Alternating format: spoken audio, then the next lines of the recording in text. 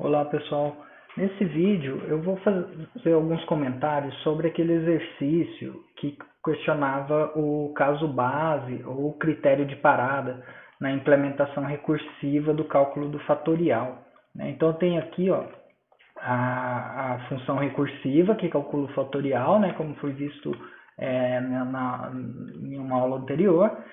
E aí a questão questionava o seguinte, no código que eu passei para vocês, que a gente viu no vídeo, a gente tem um caso base, que é o critério de parada da recursão, ou a base da recursão, que é quando n chega em zero.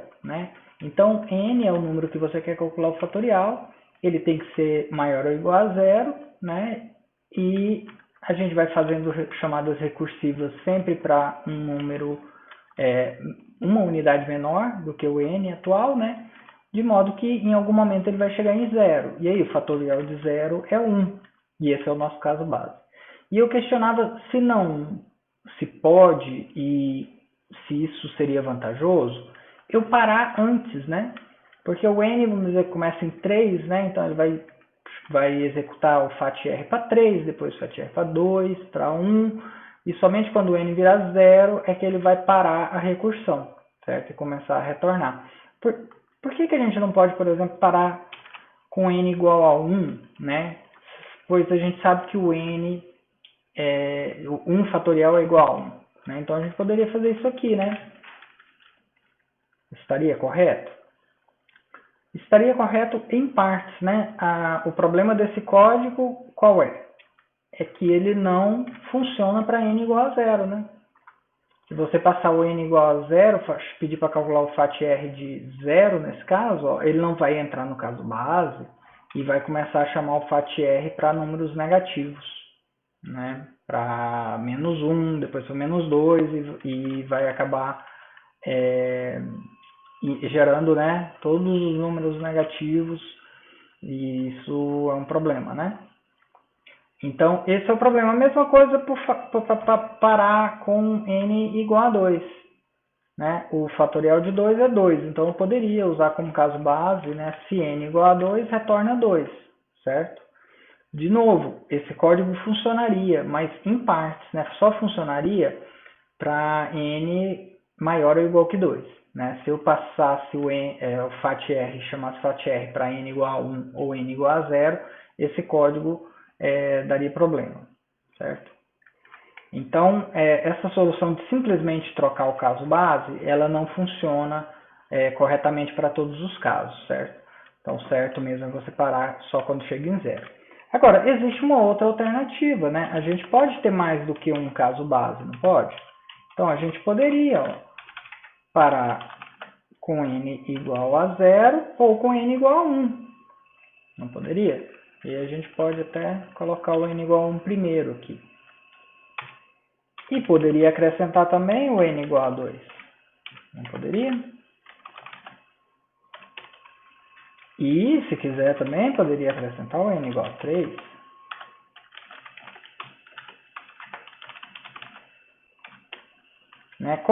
Como tem um return dentro do if, eu não preciso fazer o else if aqui, Porque ele só vai, se ele entrar no if, ele não vai passar para esse if. Então, eu não preciso do else if, posso só fazer if return, Fatorial de 3 é 6, de 2 é 2, de 1 é 1, de 0 é 1, certo?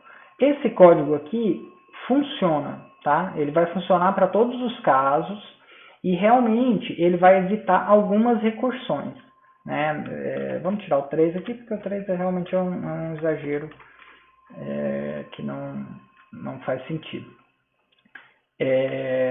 Então, para n maior ou igual que 2, ele vai economizar duas chamadas recursivas, porque ele vai parar no 2 e ao invés de parar no 0. Certo? Mas, apesar desse código estar funcionando como ele vai resolver o problema, ele não é um bom código, não é uma boa opção você adicionar esses vários critérios de parada aí, tá? Esses vários casos base.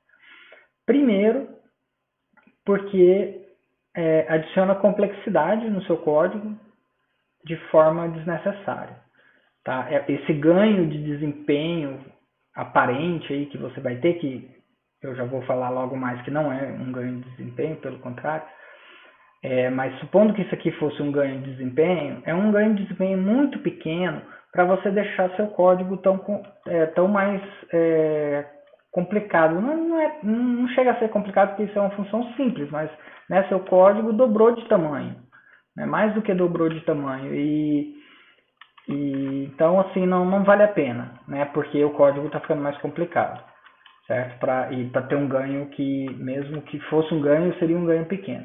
Agora, por que não é um ganho? Vocês podem pausar o vídeo aí e pensar um pouco. Não é um ganho, pelo contrário, esse código aqui provavelmente vai ficar mais lento do que o código mais curto. Por quê? Porque a gente está evitando duas recursões, né? Na maioria dos casos, a gente vai fazer duas recursões a menos. Só que em cada execução dessa função, a gente está fazendo dois ifs adicionais.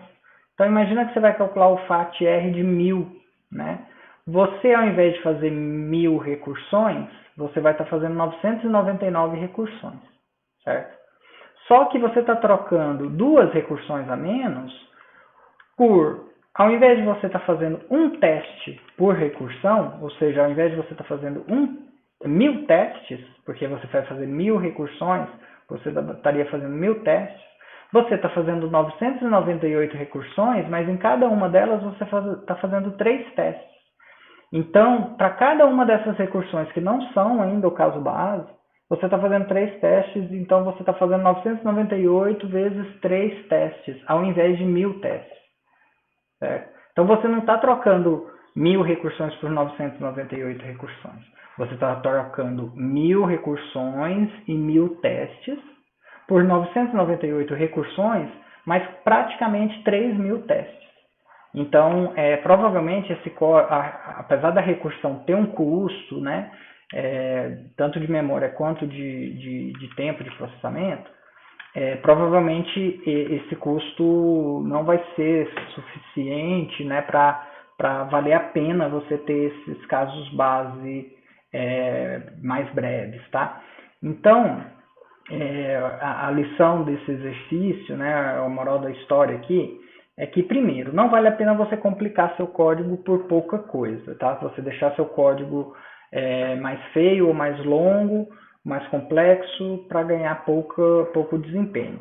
E depois, né, em recursão sempre tem essa questão, né? Você adicionar testes em uma função recursiva, você tem que lembrar que aqueles testes estão sendo executados em todas, né, potencialmente em todas as execuções, né, em todas as recursões, todas as etapas ali de recursão, certo?